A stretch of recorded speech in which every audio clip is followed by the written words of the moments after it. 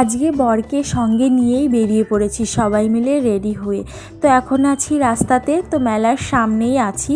তো এই যে মেলার মাঠে ঢুকে গেছি আর কি। ফার্স্টে মামনি ছিল আর পিছনে আমরা সবাই ছিলাম। তো মেলা এখান থেকে স্টার্ট হয়ে গেছে। তো এই দেখো আমার বর মাঠে আসতে না আসতে ওর সব স্টুডেন্টরা ওকে নিয়ে চলে গেল ওইদিকে, যে দাদা এইদিকে আসো আর কি। কি কথা ওদের আমি এত জানি না। সকালবেলা আর কি এসছে টিউশন পড়তে, বাট বিকালবেলা এত কিসের গল্প থাকে স্টুডেন্ট আর মাস্টারের ভিতর সত্যি আমার জানা নেই। তারপর ওইখান থেকে আমরা চলে এসেছিলাম আইসক্রিমের দোকানে। তো আমি এখান থেকে একটা আইসক্রিম নিয়ে নিয়েছিলাম। আর এদিকে দেখো কত সুন্দর লাগছে এই বড় নাগরদোলাটা। তো খুবই সুন্দর লাগছিল, রাত্রের অন্ধকারের লাইটিংয়ের ভিতর ঘুরছে। তারপর ওইখান থেকে চলে এসেছিলাম আমরা অষ্টক মাঠে আর কি, যেখানে মঞ্চে অষ্টক হচ্ছে তার সাইডেই এই কাকুটা আর কি বসেছিল।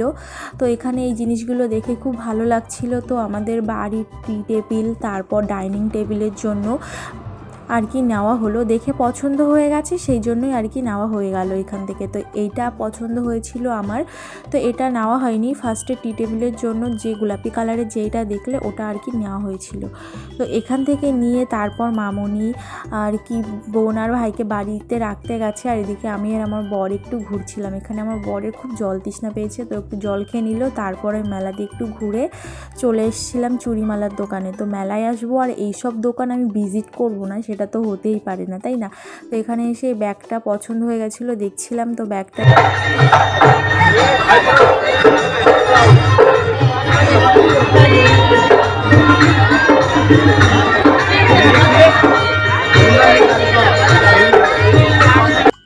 এই অষ্টকের জন্যই কিন্তু এই মেলাটা এতটা বিখ্যাত। সারা রাত ব্যাপী এই অষ্টক গান হয়, আর সারা রাত বলতে গেলে মানে সারা রাতই মেলা আর কি ওপেন থাকে। তো বাড়ি ফিরছিলাম, গান শুনেছিলাম কিছুক্ষণ বসে। তারপর বাড়ি ফেরার সময় দেখছিলাম যে এখনও মেলা আর কি এদিকে নাগরদোলাটাও ঘুরছে। এখানে এই মাঠটায় লোকজন ছিল। তো ভাবলাম একটু ক্লিপটা তুলে নিই, খুব সুন্দর লাগছিল দেখতে ওই জন্য।